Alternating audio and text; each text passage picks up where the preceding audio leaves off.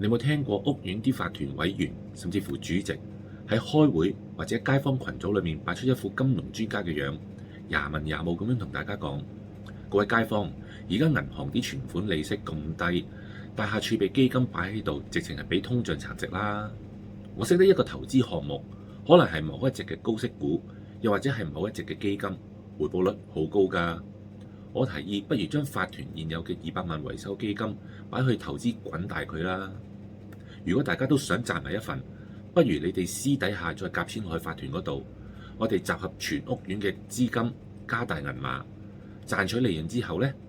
大廈又可以更加多嘅收入，你哋又可以按投資嘅百分比分紅，管理費分分鐘仲可以即時減半添，簡直係雙贏啊！聽落去好似好大隻蛤乸咁樣樣，好有建設性，甚至乎有啲貪小便宜嘅街坊會覺得呢個主席好精明。我想同全香港所有業主同埋仲有一絲清醒嘅法團委員講，呢個直情係大廈管理界最瘋狂、最無知，而且係100%觸犯刑事法嘅大廈沉船陷阱啊！喺香港，業主立案法團嘅維修基金同埋管理費儲備喺法律上係叫做法定信託資金。法團如果敢動用呢一筆錢去炒股、買基金或者搞集資投資嘅話呢，一經查實，相關委員連同物管經理隨時係會被警方以刑事罪行直接拘捕，直頭係會坐監㗎。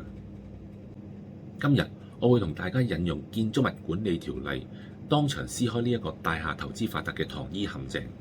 教大家點樣用法律防線去保護自己，唔好令無辜嘅你跌落不必要嘅陷阱。如果你係第一次睇我嘅片，大家好，我係你嘅大廈策略顧問 Roger。我係一個註冊土木工程師，亦有10幾年嘅物管經驗。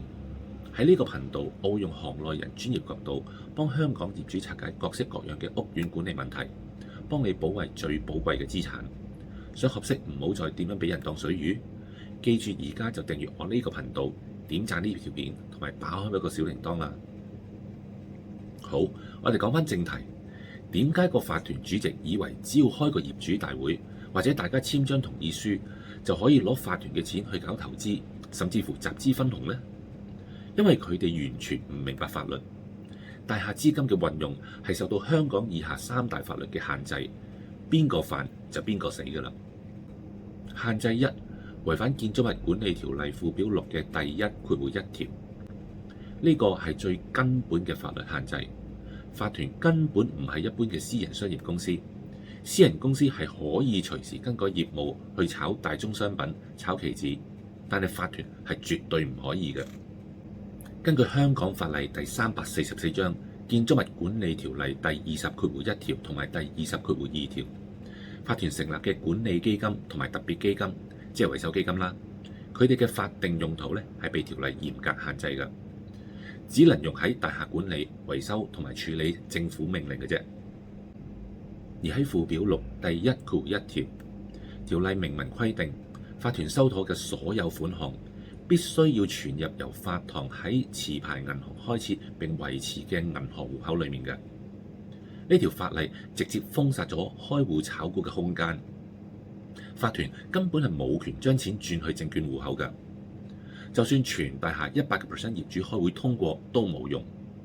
因為業主大會嘅議決係絕對唔可以凌駕香港成文法之上嘅。限制2，擅自集資分紅係觸犯咗證券及期貨條例。嗰個拉埋街坊一齊入錢加大本金按百分比分紅嘅絕世好橋，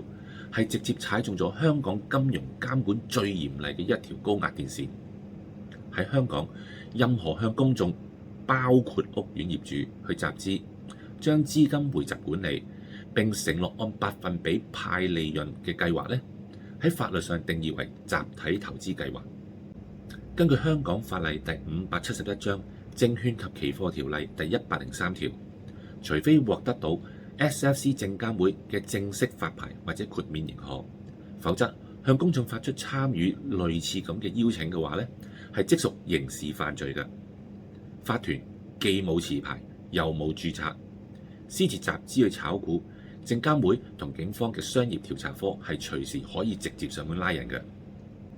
限制3，直接觸犯咗刑事罪行條例。有啲委員可能會辯解話，我出發點係為大廈好，想增加收入，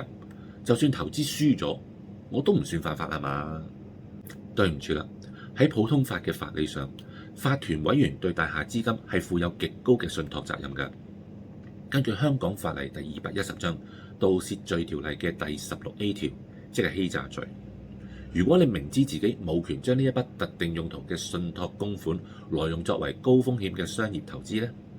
但你依然隱瞞風險或者濫用職權去挖走資金，不論你最終係賺錢定輸錢，喺你挖走資金用大廈資產去面臨不必要風險嗰一刻呢，你已經喺法律上就已經涉嫌咗欺詐罪或者盜竊罪㗎啦。最高刑罰係監禁14年嘅。為咗俾街坊睇清楚合法同埋違法嘅界線，大廈公款到底應該係點樣擺呢？我就喺呢一度同大家粗略咁講解一下。存放喺香港持牌銀行作為定期存款係完全合法嘅。呢個做法係合法賺取穩定嘅利息收益，係屬於公認既安全嘅保值手段，符合附表6要求嘅銀行託管形式。利用法團公款購買低風險嘅政府債券，例如銀色或者綠色債券咁講啊，呢一個行為係有高度嘅爭議性嘅，我就極不建議你哋咁做啦。呢個方法雖然係極安全，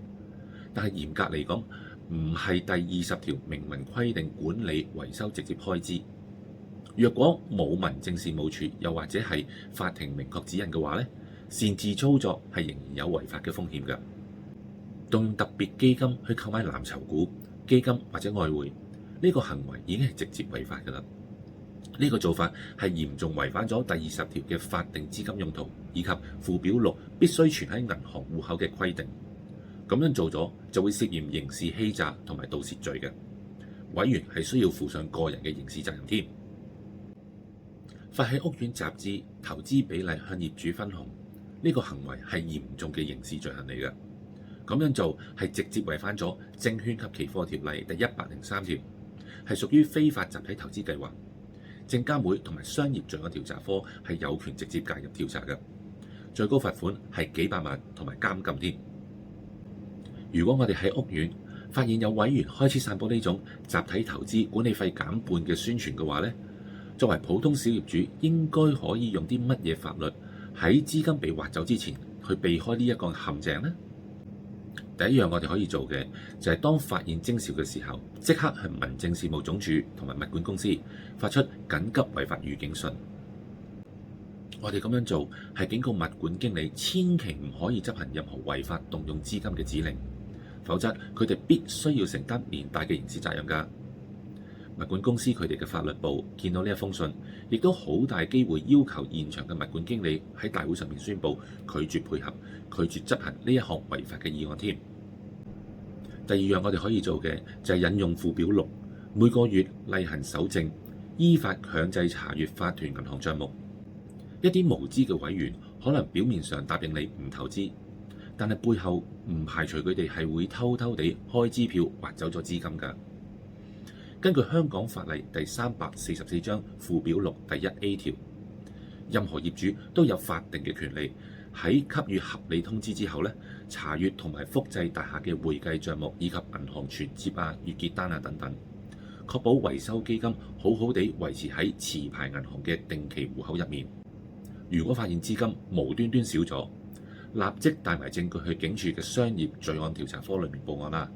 第三樣我哋可以做嘅就係入稟土地審裁處去申請臨時禁制令啦。如果法團主席一意孤行，恃住自己手頭上有足夠嘅授權書，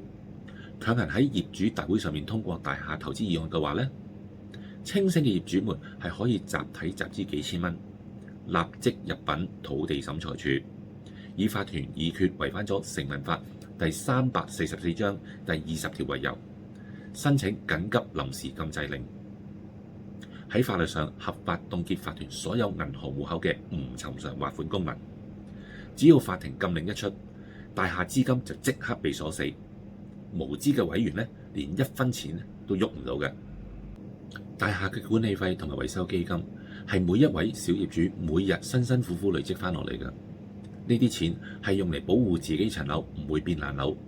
持續保值。呢個世界從來都冇免費午餐嘅。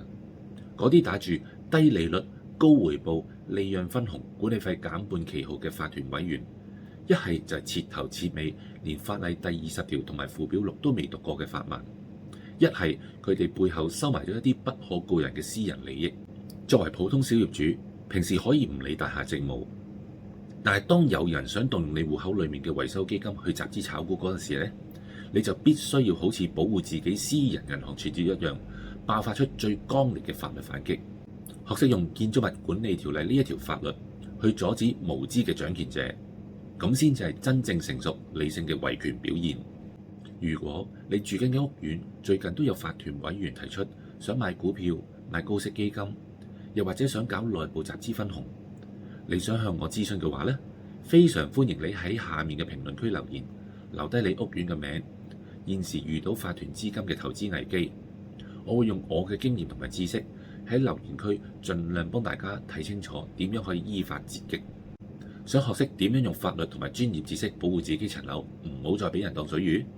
記得訂閱我呢個頻道，點讚分享呢一條片，同埋打開個小鈴鐺啦。好啦，講到呢度，我都要幫自己戴翻個頭盔先。今日同大家拆解嘅法團供款限制呢，純粹係我嘅知識同埋經驗分享，並唔構成任何正式嘅法律訴訟同指引，亦唔代表證監會、商業罪案調查科、土地審裁處或者民政事務處嘅最終執法意見。因為每個屋苑嘅大廈公契對於管理費存放嘅限制都各有不同，所以大家採取任何法律又或者向執法機關舉報之前呢，最穩陣都係根據自己嘅屋苑實際情況，